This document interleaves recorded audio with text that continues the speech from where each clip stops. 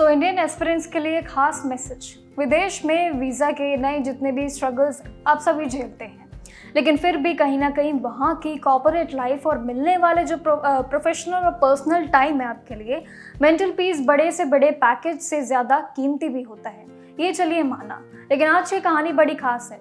Dubai के एक AI leader CG Teja ने ये लिंक्डइन पे एक बड़ी इंस्पायरिंग स्टोरी शेयर की है, जो कहानी एक नया मैसेज देती है, जिसमें उन्होंने एक ऐसे प्रोफेशनल का एक ऐसे काम का जिक्र किया है जिसमें भारत के 2 करोड़ रुपए का पैकेज को ठुकरा के अमेरिका में 1.60 लाख डॉलर यानी कि लगभग करीब 1.5 करोड़ रुपए तक की सैलरी वाले ऑफर को चुना है सिर्फ इन्होंने। अब देखने में फैसला थोड़ा सा अजीब लगता है, सोचने में भी लगता है, लेकिन खासकर तब जब आपको ये पता हो कि अमेरिका में वीज़ा की परेशानियां ऑलरेडी कितनी हैं और वहाँ के रहन सहन के जितने भी तौर तरीके हैं, खर्चे हैं, वो आखिर कितने अलग हैं, कितने डिफरेंट हैं। लेकिन इसके पीछे भी एक बहुत ही सटीक जानकारी इन्होंने दी है और साथ ही एक बड़ी दिलचस्प स्टोरी भी शेयर की है।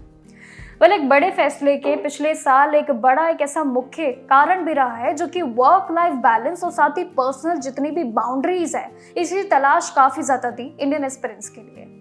अमेरिका का ऑफर लेने वाले ये जो शख्स हैं, इन्होंने ये बताया कि वहाँ पे वो अपने जितने भी टाइम ड्यूरेशन रहे हैं, निर्धारित जो समय रहा है, उसमें शाम बस 5 बजे अपना काम खत्म करके वो लोग ऑफ कर लेते थे। लेकिन जबकि भारत में अलग है, उसे 24 घंटे और हफ्ते के 7 दिन तक समय अवेलेबल रहना उसे ज़रूर पड़ता है और उम्मीद यही होती है हर एक इंडियन एस्पिरेंट से।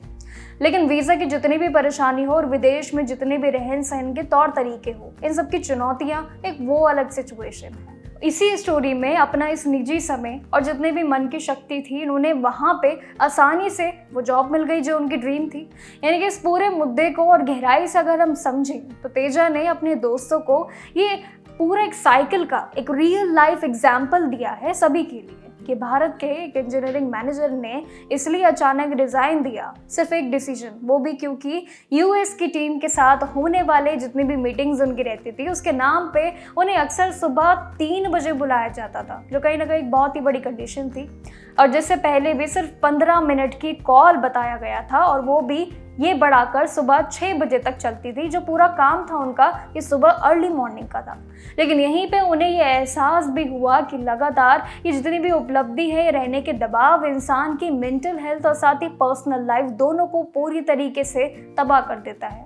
और ये शायद इनका सबसे बड़ा मैसेज हो, क्योंकि इतने सारे अगर देखें तो बड़े पैकेजेस आपको हर कहीं मिल जाते हैं, लेकिन आखिर में उनका एक डायरेक्शन, एक एग्जाम्पल सबसे बड़ा था कि सबसे बड़ी सीख उनकी यही रही है कि जब भी हम लोग अक्सर देशों में या कहीं भी विदेश में कंपनीज की जॉब ऑफर की तुलना करते हैं, तो किस चीज़ में करते हैं? मेनली सिर्फ 2 चीज़ पे, सैलरी और उसके टैक्स पे। बस हमारी सोच और हमारी बात यहीं तक सीमित रह जाती है।